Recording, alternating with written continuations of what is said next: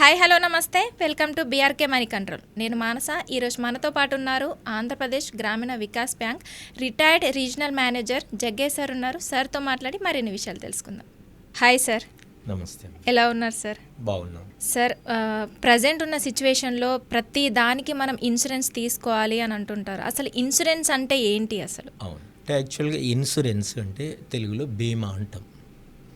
బీమా అంటే అనుకోని సంఘటనలు జరగడం వలన ఆర్థిక నష్టం జరిగినప్పుడు అలాంటి నష్టాన్ని పూర్తి చేయడానికి, నష్టాన్ని భర్తీ చేయడానికి, అంటే మనకు ఫైనాన్షియల్ సపోర్ట్ ఇవ్వడానికి, లేదా ఇంకా మనకు ఒక ధీమా కలుగజేయడానికి తీసుకునేదాన్ని ఇన్సూరెన్స్ అంటారు. అంటే ఒక రకంగా ఒక మాటలో అంటే బీమా అంటే ఒక ఆర్థిక ధీమా. ఓకే. కాబట్టి ఇన్సూరెన్స్ అనేది చాలా ముఖ్యమైన పాత్ర వహిస్తుంది అందరి జీవితాలలో. అసలు ఇన్సూరెన్స్లో ఎన్ని రకాల ఇన్సూరెన్స్ ఉంటాయంట? అయితే ఇన్సూరెన్స్ చాలా రకాలుగా ఉన్నాయి. మామూలుగా ముఖ్యంగా ఏంటంటే ఒకటి లైఫ్ ఇన్సూరెన్స్ అంటారు, అంటే జీవిత బీమా. అంటే లైఫ్ కవరేజ్ ఉంటుంది. అంటే మనిషి జీవిస్తున్నంత కాలం వరకు పర్వాలేదు, ఒకవేళ మనిషికి ఏమన్నా అయినప్పుడు మన క్లెయిమ్ అమౌంట్ అనేది వస్తుంది మనం తీసుకున్న పాలసీని బట్టి. లైఫ్ ఇన్సూరెన్స్ అనేది ఒకటి. అలాగే హెల్త్ ఇన్సూరెన్స్. ఇవాళ రోజుల్లో హెల్త్ ఇన్సూరెన్స్ అనేది చాలా ప్రాముఖ్యంలోకి వచ్చింది. అంటే దాదాపు అందరికీ హెల్త్ పరమైన ఇబ్బందులు వచ్చే అవకాశాలు చాలా ఉన్నాయి. కాబట్టి అందరికీ అవేర్నెస్ వచ్చేసి అందరు హెల్త్ ఇన్సూరెన్స్ పాలసీలు తీసుకుంటారు. హెల్త్ ఇన్సూరెన్స్ అంటే ఏంటి? ఆరోగ్య బీమా తెలుగులో. మూడవది జనరల్ ఇన్సూరెన్స్. జనరల్ ఇన్సూరెన్స్ అంటే సాధారణ బీమా. ఇవి రెండు కాకుండా మిగతా అన్ని ఉన్నాయి చూడు, సాధారణంగా అందులో కవర్ అవుతుంది. ఒక వెహికల్ ఇన్సూరెన్స్ కావచ్చు, ఒక ఇంటికి ఇన్సూరెన్స్ కావచ్చు, దాంట్లో ఫైర్ యాక్సిడెంట్ కావచ్చు, దాంట్లో ప్రయాణ బీమా కావచ్చు, ఇలాంటి అన్నీ జనరల్ ఇన్సూరెన్స్ కింద ఉంటాయి. ఇలా ఇన్సూరెన్స్ అనేది మూడు రకాలుగా అన్నట్టు. ఏమనుకున్నాం? జీవిత బీమా, ఆరోగ్య బీమా, సాధారణ బీమా. ఇలా అంటే సాధారణ బీమాలో మిగతా అన్నీ కవర్ అవుతాయి. ఓకే. అసలు అంటే ప్రతి వారికి ఇన్సూరెన్స్ తీసుకోవాలంటారా? ఖచ్చితంగా అవసరమమ్మా. అంటే ఇన్సూరెన్స్ వల్ల యూజ్ ఏంటంటారు? ఖచ్చితంగా ఉపయోగాలు ఉన్నవి. నా అభిప్రాయం ప్రకారం ఏంటంటే ప్రతి మనిషి కూడా ఇన్సూరెన్స్ తీసుకోవాల్సిన అవసరం ఉంది. ఇప్పుడు కొంతమంది ఏంటంటే మామూలు ఏజ్లో ఉన్నప్పుడు లైఫ్ ఇన్సూరెన్స్ అంత అవసరమా అని అనుకోవచ్చు. అయితే లైఫ్ ఇన్సూరెన్స్ వలన మనం ప్రీమియం, అంటే LIC life insurance corporation of India ఉంది కదా, మనం దాంట్లో కొంత సేవింగ్స్ కూడా అవుతుంది, ఇన్సూరెన్స్ కవరేజ్ ఉంటుంది. అంటే మనం కేవలము అంటే ప్రమాదవశాత్తు లేకపోతే ఏదో మరణం సంభవిస్తేనే అని ఆలోచించాల్సిన అవసరం లేకుండా దాంట్లో కొంత పొదుపు అవుతుంది, కొన్ని ట్యాక్స్ బెనిఫిట్స్ కూడా ఉంటాయి. కాబట్టి అలా కూడా తీసుకోవచ్చు.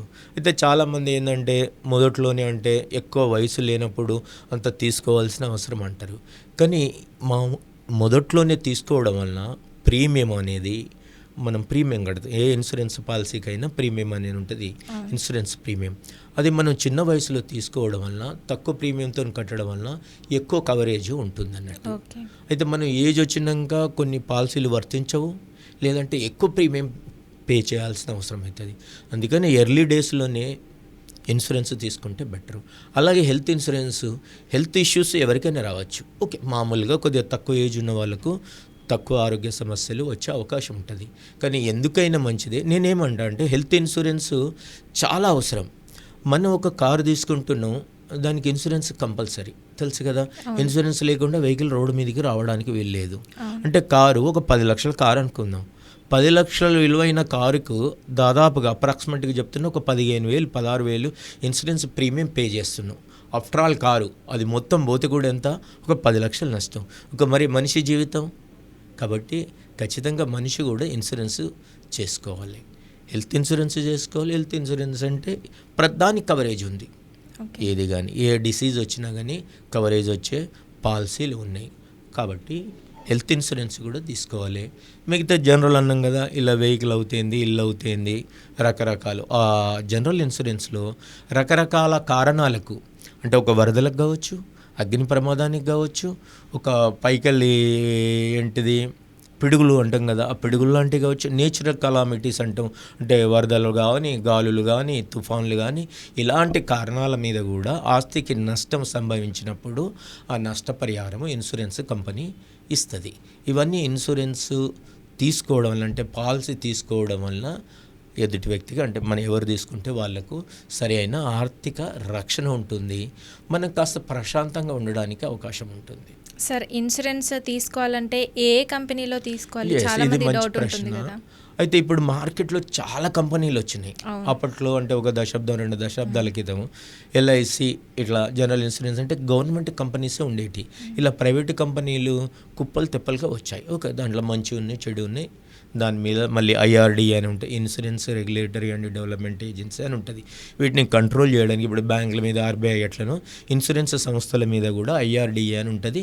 అది జాగ్రత్తలు తీసుకుంటుంది టు ద ఎక్స్టెంట్ పాసిబుల్. కాకపోతే మనం ఏంటంటే కవరేజ్ మనకి ఏం అవసరం అంటే మనకు ఏ నష్టం జరిగితే ఇన్సూరెన్స్ కవర్ కావాలి అనేది ఒకటి చూసుకోవాలి. అవును. అట్లాగే ప్రీమియం ఎంత ఉన్నది. ఒక్కొక్కసారి ఇన్సూరెన్స్ కంపెనీ ఒక్కొక్కటి కొంత ప్రీమియంలో తేడాలు ఉన్నాయి ఒకటి. అలాగే కొన్ని కంపెనీలు మేము తక్కువ ప్రీమియము ఓకే కవరేజ్ చేస్తున్నాం, డిస్కౌంట్లు ఎక్కువ ఇస్తున్నాము అని చెప్తున్నది, కానీ రిప్యుటేషన్ ఆఫ్ కంపెనీ అంటాడు. యాక్చువల్గా క్లెయిమ్ సెటిల్మెంట్ ఉందా? అంతా బాగానే ఉంది. ఇప్పుడు మనం ప్రీమియం పే చేస్తున్నాం, ఇన్సూరెన్స్ పాలసీ తీసుకుంటున్నాం. ఎందుకు తీసుకుంటున్నాం? ఏదైనా నష్టం జరిగినప్పుడు ఆ నష్టం వాళ్ళు భర్తీ చేయాలి. ఒక సంఘటన జరిగినప్పుడు ఉదాహరణకు 1,00,000 రూపాయలు నష్టం జరిగింది, ఆ 1,00,000 రూపాయలు ఇన్సూరెన్స్ కంపెనీ ఇవ్వాలి. ఇవ్వడం వల్ల నేను హాయిగా ఉంటా అనే ఉద్దేశంతో ఇన్సూరెన్స్ పాలసీ తీసుకుంటున్నాం. అయితే క్లెయిమ్ సెటిల్ అవుతుందా లేదా? కొన్ని కంపెనీలు ఊరికే అకారణంగా అంటారు చూడు, చిన్న చిన్న మిస్సిలీనియస్ సిల్లీ థింగ్స్ని చూపించి క్లెయిమ్ రిజెక్ట్ చేస్తాయి. దాంతో ఇంకా మనం పొద్దస్తమానం ఇన్సూరెన్స్ కంపెనీతోనే గొడవ పెట్టుకుంటూ ఉండలేం కదా. దాన్ని రిప్యుటేషన్ ఆఫ్ ఏ కంపెనీ అంటారు. అంటే ఈ కంపెనీలో క్లెయిమ్స్ చాలా పర్ఫెక్ట్గా సెటిల్ అవుతున్నాయి, క్లెయిమ్స్ సరిగానే ఇస్తున్నారు అన్నప్పుడు కూడా చూసుకొని అలాంటి ఇన్సూరెన్స్ కంపెనీతోని పాలసీ తీసుకోవాలి. ఓకే, పాలసీ అంటే ఏంటిదని కూడా అడగచ్చు. పాలసీ అంటే ఇన్సూరెన్స్ కంపెనీ ఈ ఇండివిజువల్కి ఒక వ్యక్తికి ఒక పేపర్ లాగా ఇస్తుంది, ఒక డాక్యుమెంట్ లాగా ఇస్తుంది. ఏంటంటే దాంట్లో టర్మ్స్ ఉంటుంది. ఉదాహరణకి ఎన్ని సంవత్సరాలకు పాలసీ అంటే ఇలాంటి జనరల్ ఇన్సూరెన్స్ జనరల్గా 1 ఇయర్కి ఉండేటివి ఉంటాయి. వెహికల్ ఇన్సూరెన్స్ ఉందనుకో 1 ఇయర్కే ఉంటుంది. ఈ ఫైర్ ఇన్సూరెన్స్ ఇలాంటివి ఉన్నాయి, 10 ఇయర్స్ తీసుకోవచ్చు, 15 ఇయర్స్ రకరకాలు ఉంటాయి.